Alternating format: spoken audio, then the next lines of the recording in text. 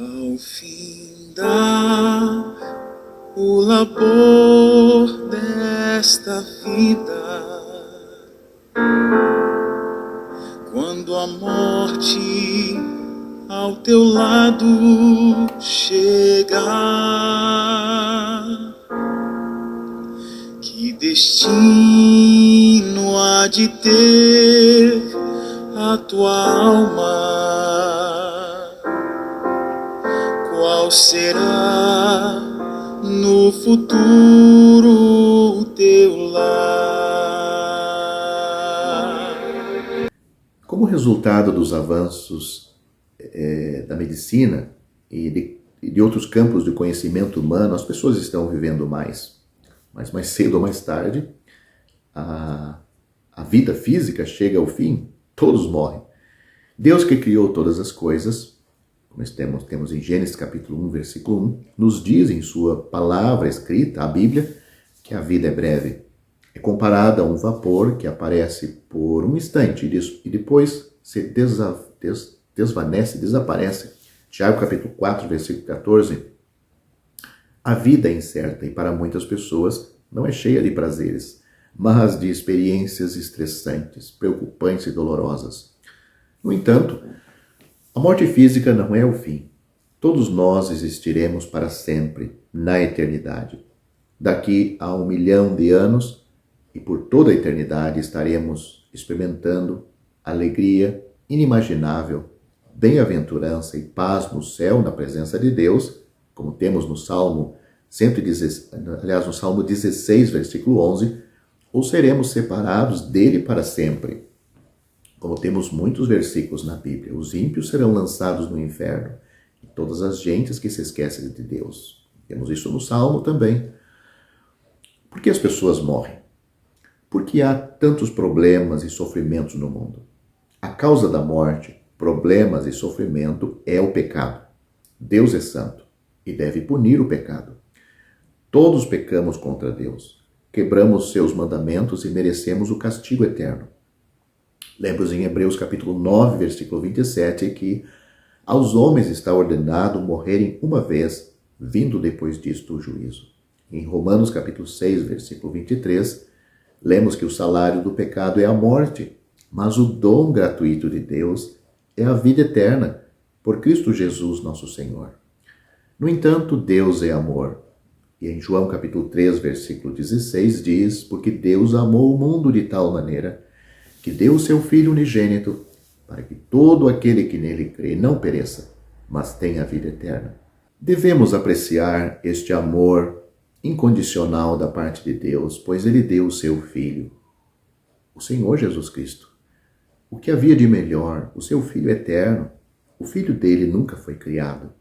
Ele é eterno como o Pai é eterno. Mas ele veio ao mundo. E ele foi pendurado naquela cruz, uma cruz de sofrimento. Ele sangrou, morreu por nossos pecados. É isso que diz 1 Coríntios capítulo 15, versículo 3. O Senhor Jesus Cristo é santo, como Deus o Pai é santo. Ele não pecou e não podia pecar. Atos capítulo 2, versículo 25, 27. Ele foi pregado em uma cruz de madeira e ali Deus lançou sobre ele a iniquidade de todos nós. Isaías capítulo 53, versículo 6. Depois de ter suportado aquele terrível castigo, clamou em triunfo, está consumado. E morreu. João capítulo 19, versículo 30. Mas ele ressuscitou dentre os mortos. Como vimos, a morte é resultado do pecado. Mas o Senhor Jesus não tem pecado. Ele morreu voluntariamente. Ele provou a morte por todo o homem, ou por todos os homens. Hebreus capítulo 2, versículo 9. Ele foi sepultado, mas 3 dias depois ele ressuscitou dos mortos e depois de 40 dias ele subiu de volta ao céu. Lucas capítulo 24, leia o versículo 6, versículo 51. Ele subiu acima de todos os céus. Você não estará no céu na eternidade como resultado de fazer boas obras ou por ser religioso. É isso que afirma a Bíblia, Efésios capítulo 2, versículos 8 e 9. Como então você pode ser salvo do castigo eterno? Como você pode saber que seus pecados foram perdoados e que você estará no céu eternamente? O Senhor Jesus vai voltar para levar para o céu aqueles que foram salvos, estejam eles já mortos ou vivos, quando ele voltar, e isto pode acontecer a qualquer momento. Leia, porque muito não acredito no arrebatamento. Leia 1 Tessalonicenses capítulo 4, a partir do versículo 16. Há apenas uma maneira de ser salvo e é para que o sacrifício substitutivo, ou seja, de substituição do Senhor Jesus Cristo seja eficaz para você, para que você esteja entre aqueles que estarão no céu eternamente. Isto é recebido pela fé. Aquela morte de Cristo na cruz pode ser sua como substituição para levar você para o céu. Deus requer arrependimento da sua parte, isto é, deixar seus pecados e voltar-se para Ele, colocando sua fé no Senhor Jesus Cristo, crendo que, em seu lugar, Ele sangrou e morreu na cruz, sofrendo ali o castigo que seus pecados mereciam da parte de Deus. Crê no Senhor Jesus Cristo e será salvo, é isso que a Bíblia afirma, Atos capítulo 16, versículo 31. Uma vez que você foi salvo, você é salvo eternamente. Com relação aos que são salvos, o Senhor Jesus Cristo disse: dou-lhes a vida eterna e nunca perecerão, e ninguém os arrebatará ou as arrebatará da minha mão. João capítulo 10, versículo 28. O Senhor Jesus, nesta ocasião, em João capítulo 10, estava falando das pessoas como ovelhas. Aquelas ovelhas que são salvas por Ele. Aquelas ovelhas que ouvem a sua voz. Elas conhecem a voz do bom pastor. Elas seguem o bom pastor. Ele disse, João capítulo 10, versículo 9, eu sou a porta. Se alguém entrar por mim, será salvo. Nós não vemos o Senhor Jesus hoje, mas Ele existe. Ele ressuscitou, está vivo, como verdadeiro homem no céu, como verdadeiro Deus, pois Ele é o Filho de Deus, Ele é Deus, o Filho. Ele pode salvar, pelo valor do seu sacrifício. Deus pode nos dar esta salvação, porque o assunto da salvação foi um assunto tratado por Deus, lá naquela cruz. E Deus, Ele pode alcançar qualquer pecador que se arrepende e crê no seu Filho como Salvador. O Senhor Jesus disse claramente que Deus enviou o seu Filho ao mundo não para que condenasse o mundo, mas para que o mundo fosse salvo por ele. Quem crê nele não é condenado, mas quem não crê já está condenado. Ou seja, esse versículo muito simples e claro diz que a situação de toda pessoa neste mundo é de condenado. Qualquer pessoa no mundo não precisa praticar mais nenhum pecado para estar condenado por Deus ao inferno. Ele necessita mudar a sua situação de pecador condenado para pecador salvo. Como faz isto? Por Cristo. Ele disse, eu sou a porta. Se alguém entrar por mim, será salvo. João capítulo 10, versículo 9. Você não acredita? A Bíblia fala de você que não acredita. Paulo diz, a palavra da cruz é loucura para os que perecem, mas para nós que somos salvos é o poder de Deus. 1 Coríntios, capítulo 1, versículo 18. O profeta Isaías profetizou 700 anos antes sobre a finalidade da vinda e da morte do Senhor Jesus Cristo. Ele disse, porque foi subindo como renovo perante ele. O renovo é o Senhor Jesus, está subindo perante Deus, está falando do seu nascimento aqui neste mundo. Como raiz de uma terra seca, só ele tinha vida. Todos estavam mortos em ofensas e pecados.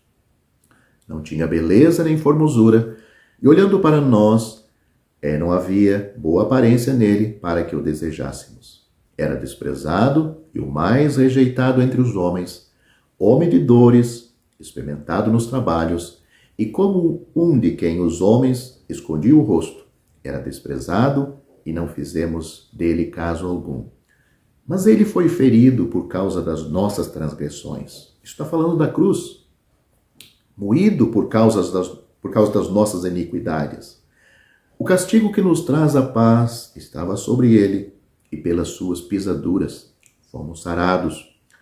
Agora, falando de nós, ele diz: todos nós andávamos desgarrados como ovelhas. Cada um se desviava pelo seu caminho. Mas o Senhor fez cair sobre ele a iniquidade de nós todos. Essas palavras estão no capítulo 53 de Isaías. Eu li o versículo 2, o 3, o 5 e o 6. O apóstolo Pedro, nesta mesma linha, disse de Cristo, levando ele mesmo em seu corpo os nossos pecados sobre o madeiro, para que, mortos para os pecados, pudéssemos viver para a justiça. Pelas suas feridas fostes sarados, porque éreis como ovelhas desgarradas, mas agora tendes voltado ao pastor e guia das vossas almas. 1 Pedro capítulo 2, nos versículos 24 e 25. O Senhor Jesus apresentou o único caminho para chegar a Deus, o Pai, e com isto ele destituiu, descartou, afastou todos os outros, sejam as boas obras, o dízimo, o batismo, as orações, o jejum, a moralidade, a guarda da lei. O Senhor Jesus Cristo disse: eu sou o caminho, e a verdade e a vida. Ninguém vem ao Pai senão por mim. João capítulo 14, versículo 6. O apóstolo Paulo disse: porque pela graça sois salvos por meio da fé. Isto não vem de vós, é dom de Deus. Não vem das obras, para que ninguém se glorie. Efésios capítulo 2, versículos 8 e 9. O Senhor Jesus falou de uma condenação eterna para aqueles que negligenciam a salvação de Deus, deixando que outras coisas os levem a adiar este assunto e, desta forma, os fazem errar no caminho e destino. Ele disse: e se a tua mão te escandalizar, corta. Melhor é para ti entrar na vida aleijado do que, tendo duas mãos, ires para o inferno, para o fogo que nunca se apaga, onde o seu bicho não morre e o fogo nunca se apaga. E se teu pé te escandalizar, corta-o.